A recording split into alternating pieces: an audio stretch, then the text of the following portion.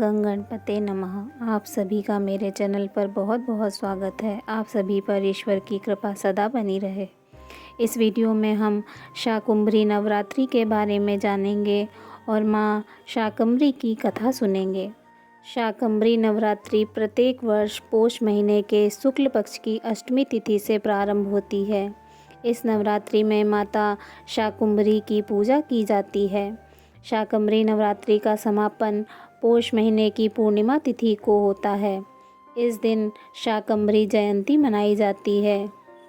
अन्य नवरात्रि शुक्ल पक्ष की प्रतिपदा से शुरू होती हैं, परंतु शाकंभरी नवरात्रि शुक्ल पक्ष की अष्टमी से शुरू होकर पूर्णिमा को समाप्त होती है। इस साल 2024 में शाकंभरी नवरात्रि का प्रारंभ 18 जनवरी दिन गुरुवार को है और शाकंभरी नवरात्रि का समापन 25 जनवरी दिन गुरुवार को है। इस नवरात्रि में माँ शाकंभरी की पूजा आराधना की जाती है। माता शाकंभरी की आराधना करने वाले को माँ शाकंभरी की कृपा प्राप्त होती है। जिस पर भी माता शाकंभरी की कृपा रहती है उसे कभी भी अन्न की कमी नहीं रहती। शाकंभरी नवरात्रि मुख्य रूप से राजस्थान, महाराष्ट्र, कर्नाटक, तमिलनाडु और उत्तर प्रदेश में मनाई जाती है। उत्तर प्रदेश के सहारनपुर में माता शाकंभरी देवी का एक शक्तिपीठ है। यहाँ नवरात्रि में विशाल मेला लगता है। शाकंभरी माता को शाकाहारी भोग ही अर्पित किया जाता है। धार्मिक मान्यताओं के अनुसार माँ शाकंभरी मानव जगत के कल्याण हेतु पृथ्वी लोक पर आई थी। माता शाकंभरी को शाक भवानी भी कहा जाता है। माँ शाक एवं वनस्पति की देवी मानी जाती हैं। आइए सुनते हैं माँ शाकंभरी देवी की कथा। प्राचीन काल में दुर्गम नाम का एक महान दैत्य था। उस दुष्ट आत्मा दानव के पिता महादैत्य रुरु थे। दैत्य के मन में विचार आया कि देवताओं का बल वेदों में है और उसी से उनकी सत्ता है।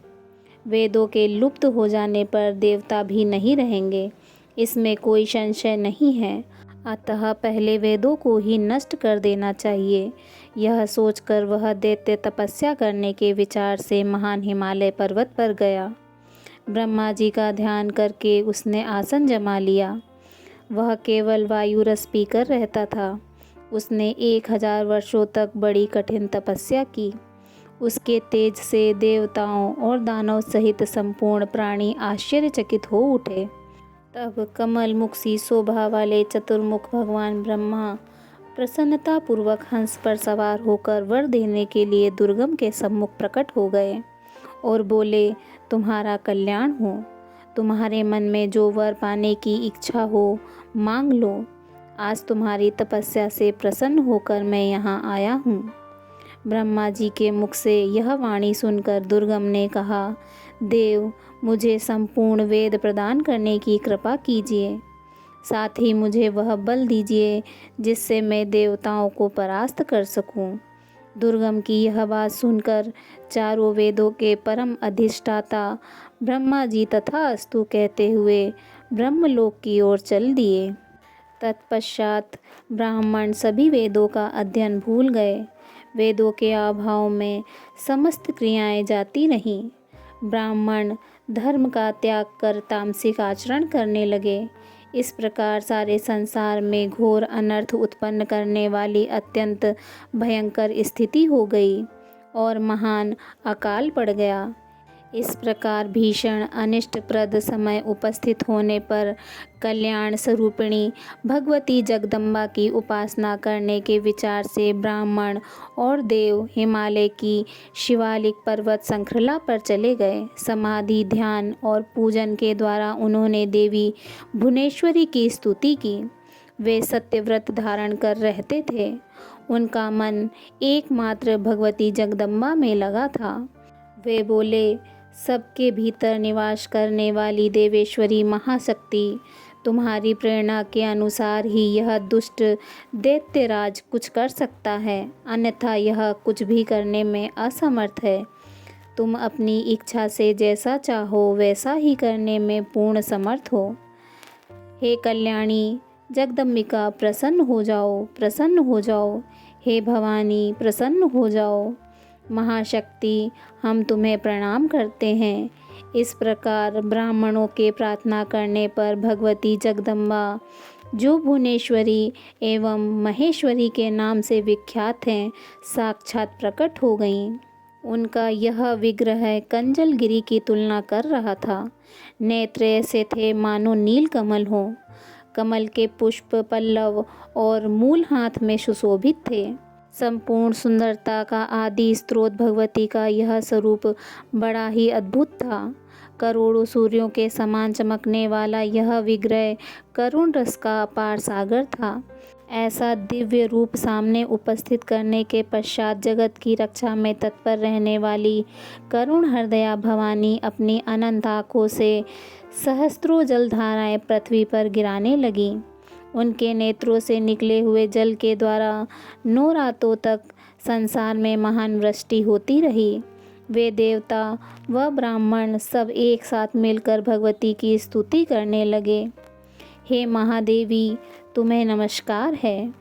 हे महाशक्ति, तुमने हमारा संकट दूर करने के लिए सहस्त्रों नेत्रों से संपन्न अनुपम रूप धारण किया है। हे माँ, भूख से अत्यंत पीड़ित होने के कारण तुम्हारी विशेष स्तुति करने में हम असमर्थ हैं।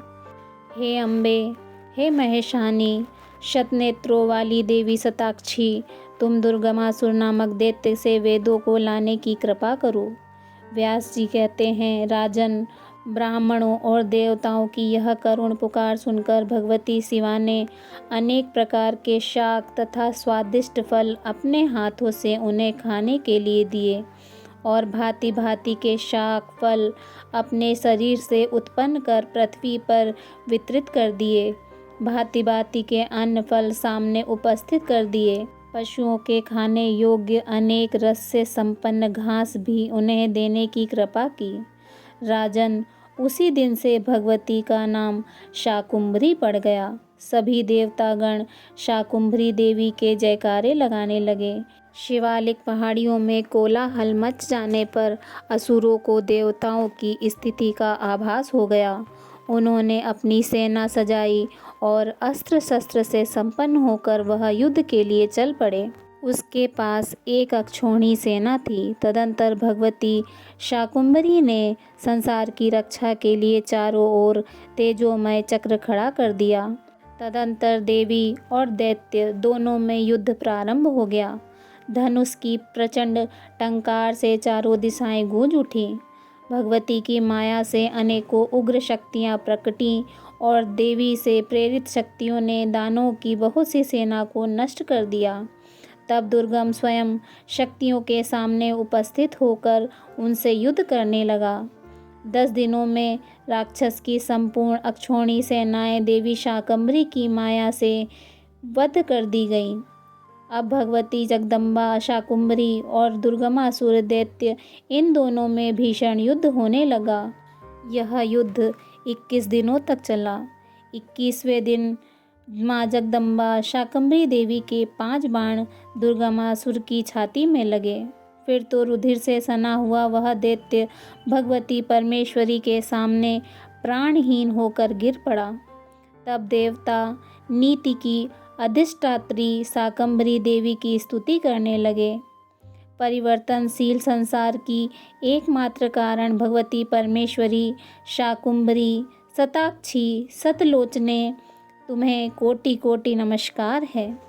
संपूर्ण उपनिषदों से प्रशंसित तथा दुर्गमासुर नामक दैत्य का संहार करने वाली एवं पंचकोशी सिद्धपीठ में रहने वाली कल्याण स्वरूपिणी भगवती शाकेश्वरी, तुम्हें नमस्कार है। व्यास जी कहते हैं, राजन, ब्रह्मा, विष्णु आदि देवताओं के इस प्रकार स्तवन एवं विविध द्रव्यों के पूजन करने पर भगवती शाकुंभरी देवी तुरंत संतुष्ट हो गईं। कोकिल के समान मधुर भाषणी शताक्षी देवी ने प्रसन्नता पूर्वक उस राक्षस से वेदों को मुक्त कराकर देवताओं को सौंप दिया। वे बोली कि मेरे इस महात्म्य का जो निरंतर पाठ करता है, मैं उससे प्रसन्न होकर सदैव समस्त संकट दूर करती हूँ। व्यास जी कहते हैं, राजन, जो भक्तिपरायण बड़भागी स्त्री पुरुष निरंतर इस अध्याय का श्रवण करते हैं, उनकी संपूर्ण कामनाएं सिद्ध हो जाती हैं और अंत में वे देवी के परम धाम को प्राप्त हो जाते हैं। बोलिए शाकंभरी माता की जय।